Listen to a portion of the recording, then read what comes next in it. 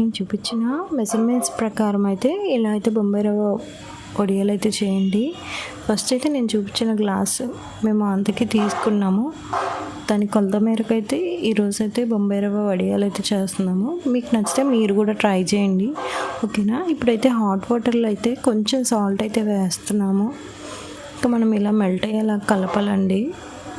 మేము చూపించిన గ్లాస్తో అయితే ఒక 1 గ్లాస్ అయితే వేసాము. దానికి మెజర్మెంట్స్గా వాటర్ కూడా వేసాము. ఇంకా ఇలాగ మరగబెడుతున్నాం. ఇప్పుడు కొంచెం బాగా హీట్ అయిన తర్వాత వాటర్ ఇంకా మనం బొంబాయి రవ్వ వేసేసి ఇలా మిక్స్ చేయాలి.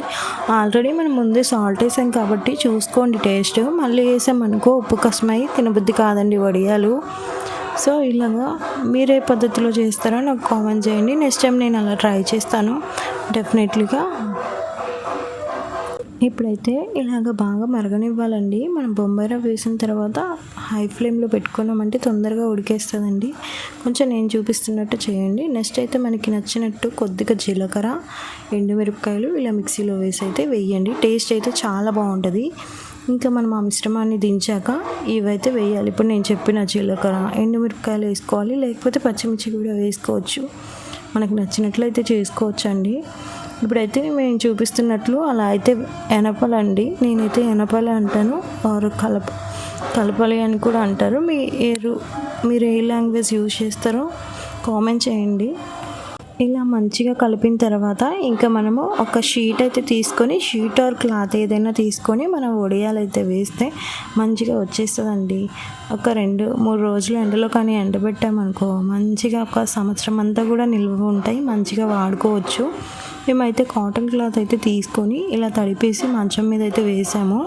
ఇంకా తర్వాత మనకి నచ్చిన షేప్లో అయితే మనమైతే ఇలాగా పెట్టచ్చు అప్పుడల్లాగా. మేమైతే పెట్టాము. మా అత్తయ్య అయితే ఎందుకమ్మా వీడియో తీస్తున్నా ఎక్కిరిస్తారని అంటుంది. అని చూద్దామండి. ఇవి చేసిన తర్వాత ఎలా వచ్చాయో కూడా చూపిస్తాను నేను. అంటే మనం ఎండబెడితే ఎలా వస్తాయో కూడా చెప్తాను నేను. వీడియో అయితే నాకు వచ్చినట్టు షూట్ చేస్తానండి. ఏమన్నా మిస్టేక్స్ ఉంటే నాకు చెప్పండి. నెక్స్ట్ వీడియోలో అయితే నేను సెర్చ్ చేసుకుంటాను. మ్యాక్సిమం ఈ వీడియోకి వాయిస్ ఓవర్ ఇచ్చేటప్పుడు నాకు చాలా నీరసంగా ఉందండి. అందుకే ఎలా పడితే అలా వాయిస్ ఓవర్ ఇస్తున్నా. ప్లీజ్ ఏమనుకోకండి, నా సిచ్యువేషన్ అర్థం చేసుకోండి, ఓకేనా. ఇప్పుడైతే పక్క రోజు అనమాట. చూడండి లైన్ డే భలే నీట్గా ఉన్నాయి కదా చూడడానికి. ఇప్పుడైతే ఇవైతే సపరేట్ అయితే చేస్తున్నాను నేను. ఏం లేదండి, క్లాత్ వెనుక భాగంలో కొంచెం వాటర్ చల్లి తీస్తే ఇలా వస్తాయండి. చాలా అంటే చాలా బాగుంటాయి. తీసిన తర్వాత చూడండి ఇలా ఉన్నాయి. ఫస్ట్ డే ఇలా 3 days బాగా ఎండిన తర్వాత ఫ్రై చేసుకొని తింటే చాలా బాగుంటాయి పప్పులోకి, ఏ కర్రీలోకైనా.